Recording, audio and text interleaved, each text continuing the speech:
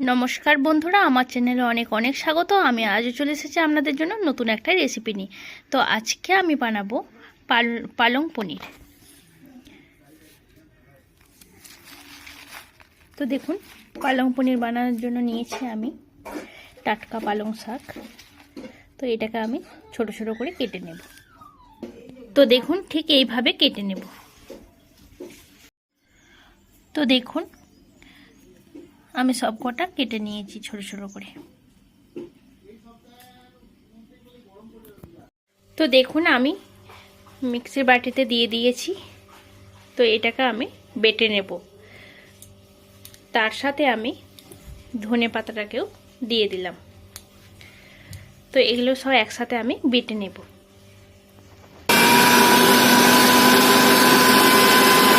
দেখুন, আমার পিনো করে বাটা হয়ে গেছে।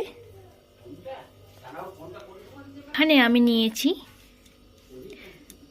এলাচ, লং আর দারচিনি। তো এগুলো আমি আলাদাভাবে বেটে নেব। আর এখানে নিয়েছি আমি একটা এলাচ, একটা দারচিনি আর একটা লং। আর নিয়েছি আমি কালো জিরে আর লঙ্কা একটা শুকনো।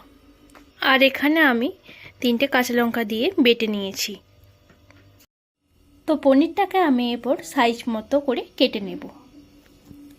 তো দেখুন, ঠিক এইভাবে।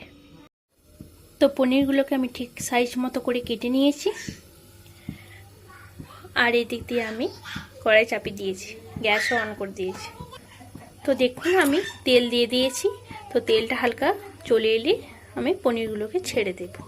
তো এই তেলটাতে আমি দিয়ে দিয়েছি অল্প পরিমাণে হলুদ গুঁড়া আর অল্প নুন আর অল্প চিনি।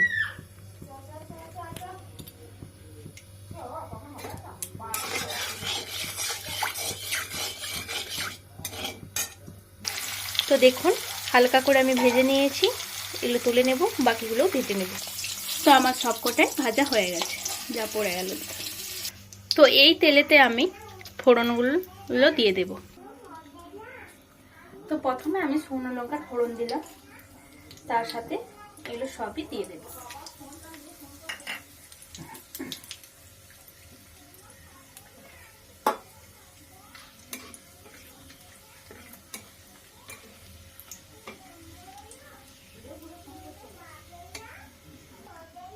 তো এরপর বেটে রাখা আমার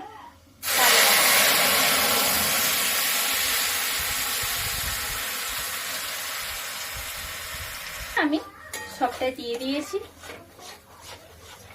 তো এটা আমি 3 থেকে 4 মিনিট ভালো করে একটু ফুটিয়ে নেব।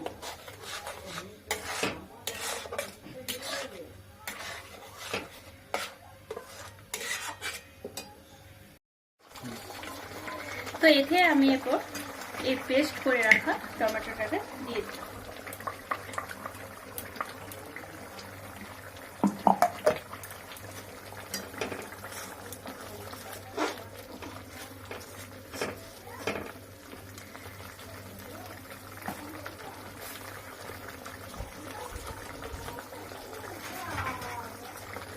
তো পরিমাণ মতো নুন দিয়ে দিলাম।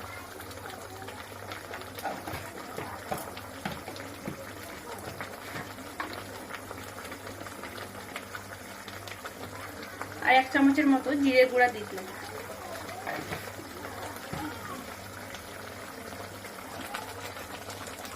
আর 8 চামচের মতো দিয়ে দিলাম ধনে গুঁড়া।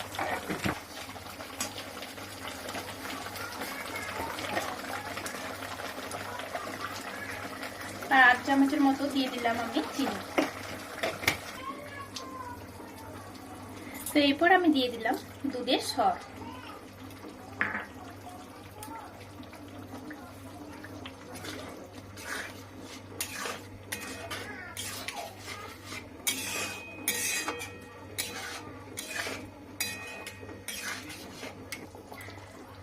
তো এরপর আমি দিয়ে দেব ভেজে রাখা পনিরটাকে।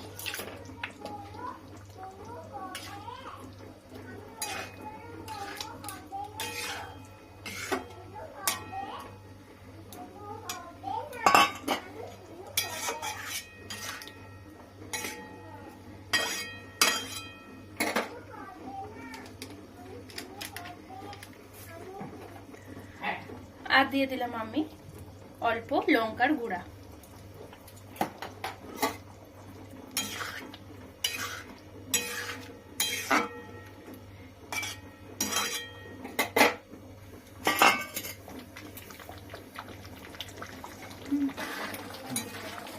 তো লঙ্কার গুঁড়া আপনারা চাইলে দিতেও পারেন বা না দিতেও পারেন।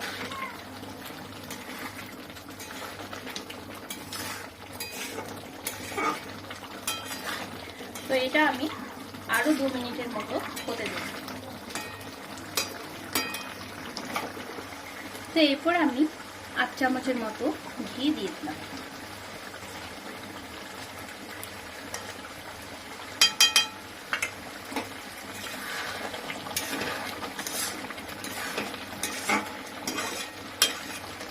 তো ঘি দিয়ে দেওয়ার পরে আমি 2 মিনিটের মতো ঢেকে দেব। দেখুন আমি 2 মিনিট পরে ঢাকাটা খুলে দিলাম।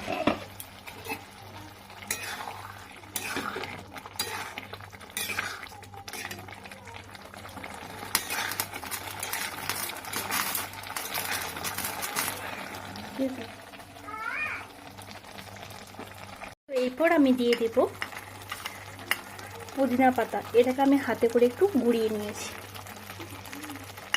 আর তার সাথে দিয়ে দেব আমি এলাচ বাটা, এলাচ লবঙ্গ দারচিনি বাটাটা।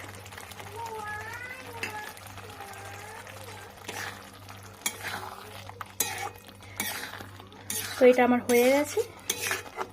আমি 1 মিনিটের মতো আবার ঢেকে দেব। তো 1 মিনিট পর আমি আবার ঢাকাটা খুলে দিলাম।